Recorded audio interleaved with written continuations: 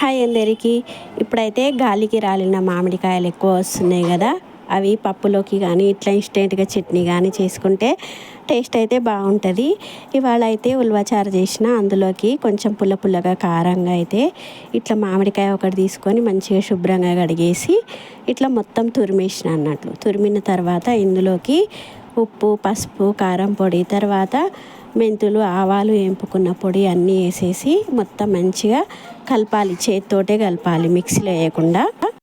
మిక్సీకి వేస్తే మొత్తం పేస్ట్ లాగా అవుతుంది కాబట్టి అట్లా వేయకుండా మొత్తం తురిమినాక అన్నీ వేసుకొని ఇట్లా మంచిగా అయితే కలుపుకోవాలి. బాగా గట్టిగా పిసుకుతూ కలపాలన్నట్లు. దాంట్లో నుంచి రసం వచ్చి ఇవి అన్ని మసాలాలకి మంచిగా పట్టుకుంటుంది. అన్నీ కలిపినాక ఒక్క మామిడికాయ అయితే సరిపోతుందండి. అది కూడా 2-3 డేస్ అయితే వస్తుంది. ఎక్కువ మంది ఉంటే ఒక 2-3 మామిడికాయలు ఇట్లా తురిమేసి మంచిగా కడిగి తురిమేసేయాలి. చెక్కు తీయకుండానే తురుముకుంటే బాగుంటుంది. కొంచెం ఒగరుగా పులుపుగా ఉంటుంది కాబట్టి టేస్ట్ అయితే చాలా బాగుంటుంది. అందుకే నేను దీని మీద తొక్క తీయకుండా అట్లనే తురిమేసిన.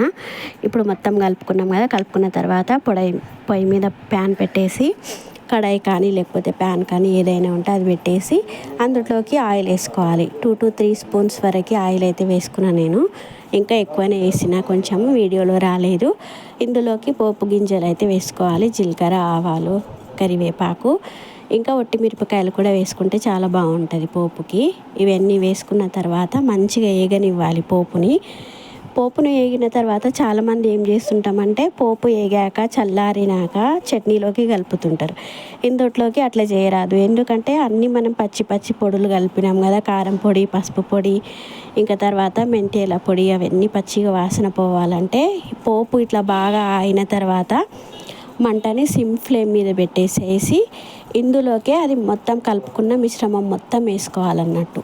ఇన్నాక మనం మొత్తం కలుపుకున్నాం కదా, అది మొత్తం పొయ్యి మీదనే పెట్టేసి అన్నీ వేసేసి చిన్న మంట మీద బాగా వేగనివ్వాలి. ఇట్లా వేసేసేయాలి. మొత్తం స్టవ్ ఆఫ్ చేయకుండా చిన్న మంట పెట్టేసి ఆ మంట మీదనే ఇట్లా మంచిగా మగ్గనివ్వాలి అన్నట్టు. వేడి నూనెలో మంచిగా మగ్గితే ఆ పచ్చి కారం పొడి, పసుపు పొడి వాసన పోతుంది, మంచి ఫ్లేవర్ వస్తుంది. ఆయిల్లో అయితే చిన్న మంట పెట్టేసి వేగనివ్వాలి. ఒకవేళ మనకి ఆయిల్ తక్కువ అనిపించింది అని అనుకుంటే ఇంకొక 2-3 టేబుల్ స్పూన్ వరకు వేసుకోవచ్చు. నాకు కొంచెం తక్కువ అనిపించి ఇంకా కొంచెం ఆయిల్ అయితే యాడ్ చేస్తున్నాను ఇందులో.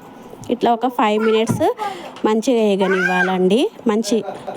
ఒక 5 మినిట్స్ మంచిగా వేగిన తర్వాత కొంచెం చల్లారాక బాక్స్లో పెట్టుకోవాలి.